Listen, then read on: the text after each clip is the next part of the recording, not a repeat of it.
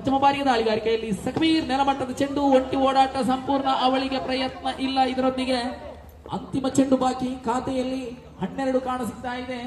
ಎಸೆತಗಾರಿಕಾ ವಿಭಾಗದಲ್ಲಿ ಇಲ್ಲಿ ಅಡ್ಡ ಚೆಂಡೆಂಬ ನಿಶಾನೆ ಕಾಣ ಸಿಗ್ತಾ ಇದೆ.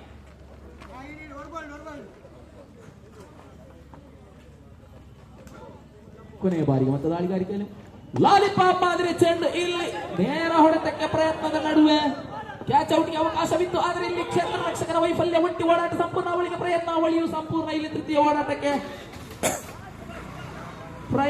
ಪ್ರಯತ್ನದ ನಡುವೆ ರನ್ಔಟ್ ನೊಂದಿಗೆ ಮತ್ತೊಂದು ಉತ್ತರಿಯ ಪತನ. ಇದರೊಂದಿಗೆ 2 ಅಂಕದ ಸಂಪಾದನೆಯೊಂದಿಗೆ ಖಾತೆಯಲ್ಲಿ 15 ಕಾಣ ಸಿಗ್ತಾ ಇದೆ.